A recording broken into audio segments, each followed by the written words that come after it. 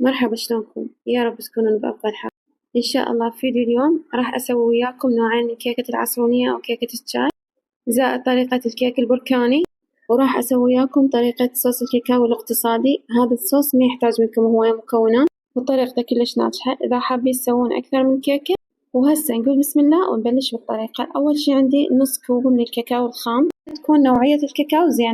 بعدها ضفت كوب كامل من الشكر، زائد 3 خواشيق من النشا، وضفت كوبين من الحليب السائل، وبعدها ضفت خاشوقة من القهوة. وإضافة القهوة اختيارية بس كلش راح تفرق عندكم بالطعم. ولين الخليط بينشف فضروري نخلطه على البارد وبعدها ناخذه على الطباخ. وبعد ما صار عندي الصوص بهذا القوام راح أضيف 200 غرام من الزبدة. ولا تستغربون من كمية الزبد اللي ضفته، أول شي راح يعطي قوام للصوص، وثاني شي راح يحفظ الصوص عندنا أطول فترة. ومثل ما شفتوا ضفت تقريبا 25 غرام من الكاكاو، أي نوع كاكاو تقدروا تضيفوه.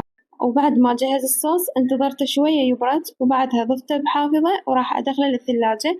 وهذا القوام مو القوام النهائي، وهذا الصوص كل ما تتركوه بالثلاجة راح يكون قوامه أثقل.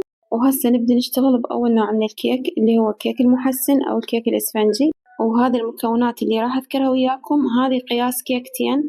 الكيكة الأولى قياس 20 والكيكة الثانية قياس 18. أول شي ضفت البيض عدد 4، بعدها ضفت كوب من الشكر زائد كوبين من الطحين. وهنا بالنسبة للمنكهات تقدرون تضيفون أي نكهة تحابيها، تقدرون تضيفون نكهة التوفي، تقدرون تضيفون نكهة البرتقال، أو تضيفون الفانيلا. وبعدها ضفت البيكنج باودر، وضروري نضيفه لأن هي الكيكة مو للتزيين. وبعدها ضفت خاشوقة من المحسن زائد كوب من المي البارد، وضروري المي يكون كلش بارد. ومثل ما شفتوا ضفت كل المواد مرة واحدة. وبعدها راح أشغل العجانة أقل شي 8 دقايق. وإذا ما متوفر عندكم العجانة فتقدرون تشتغلوها بالمضرب الكهربائي، بس ما تنجح لا بالخلاط ولا بالمضرب اليدوي. وبعد ما جهز عندنا الكيك مثل ما تشوفون دهنت القوالب ورشيتهن شوية من السمسم، وتقدرون تستبدلون السمسم بمبروش جوز الهند أو ما تخلون لا مبروش جوز الهند ولا سمسم، فهذا الشي راجع لكم. قوام الكيك لازم يكون عندنا بهالشكل هذا. وهسه راح أضيفه بالقوالب وبعدها أدخله للفرن.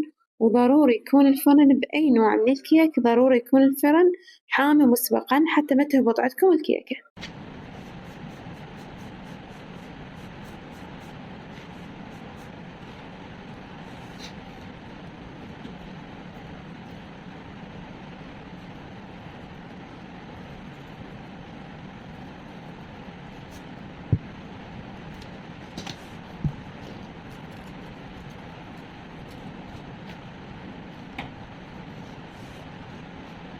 وهذه المكونات اللي راح أشتغل بيها الكيك البركاني، مثل مكونات الكيكة الأولى بالضبط، بس الفرق هنا راح أشيل نص كوب من الطحين أضيف بمكانه نص كوب من الكاكاو الخام. وبعدها نفس الخطوات راح أترك هذا الخليط لمدة 8 دقايق يخلط بالعجانة.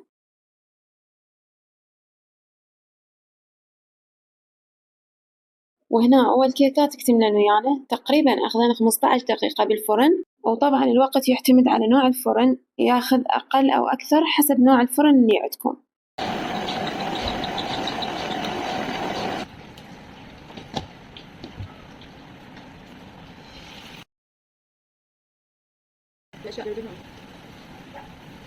وهسه بعد ما جهز عندنا خليط الكيك البركاني راح أدخله للفرن. وبالنسبة لتجربة الكيك البركاني بالمحسن صراحة ما عجبتني كلش، يعني اللي يحبون الكيك كلش هش فضيفوا المحسن، أما اللي يحبون الكيكة تكون ناشفة فلا تضيفون المحسن، ضيفوا كل المواد المحسن شيلون الوصفة. عندي بالبيت قسم عجبتهم الكيكة والقسم الثاني قالوا شوية كأنه ما مستوية.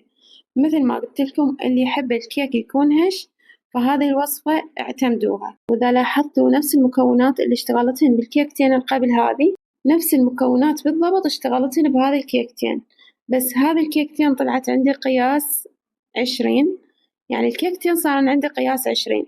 السبب بقى من الخليط الأول تقريبا بحجم الكب كيك فضفته فوق هذا الخليط بس. وهنا بديت أشتغل وياكم كيكة الشاي العادية. بالنسبة للمكونات ضفت بيض عدد 4، ضفت نص كوب من الشكر، ضفت كوب كامل من الحليب، نص كوب من الزبد مذوبته، كوب كامل من الطحين. بعدها ضفت نص كوب من النشا، يعني شنو نص كوب من الشكر ضفت له كوب من الطحين زائد نص كوب من النشا. وبعد ما جهز عندنا الخليط آخر شي نبدأ نضيف البيكنج باودر. طبعا الفانيلا أو أي منكه عندكم تضيفوه ويا البيض حتى يشيل لنا زفارة البيض. وهنا راح أقسم الخليط على قسمين لأن هذه الكيكة رادوا بيها كاكاو.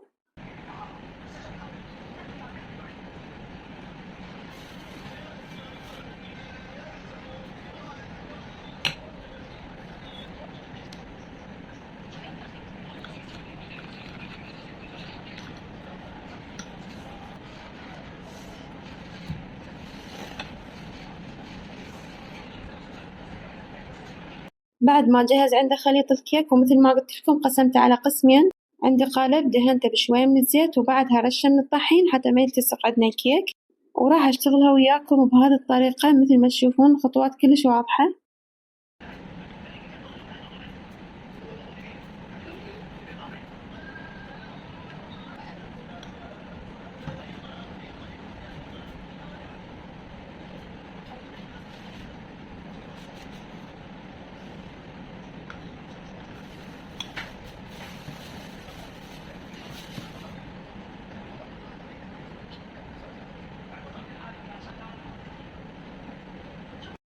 ومثل ما شفتوا خطوات هذه الكيكة كلش سهلة.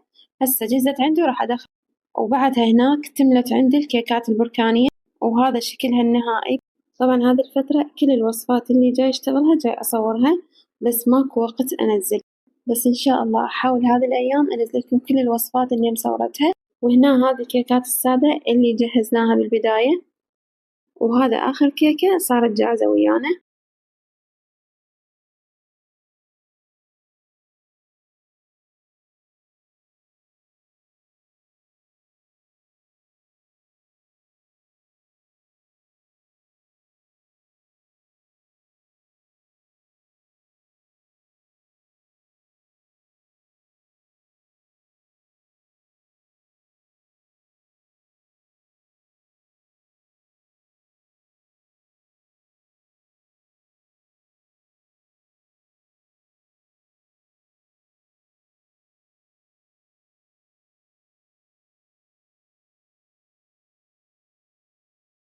وهذا نتيجة صوص الكاكاو بعد ما تركته تقريبا ساعة بالثلاجة. بنات كل ما تتركوه راح يعطيكم قوام أثقل من هذا. وطبعا هذا اللمعة اللي بالصوص هي سببها إضافة الزبد بنات، وجاي تشوفون الكمية اللي صارت ويانا. ودائما من تاخذون الكاكاو الخام فاخذوه هذا الوزن، لا تاخذون معلبات دائما يجين ونوعياته كلش مو زينة. وهنا أول كيكة بركانية صارت جاهزة ويانا، وهذه الكيكة الثانية مثل ما تشوفون قطعتها بس حتى تشوفون الشكل مالتها. وهسه انتهى الفيديو مالتنا، إن شاء الله أشوفكم في فيديوهات جديدة. أترككم في حفظ الرحمن، مع ألف سلامة.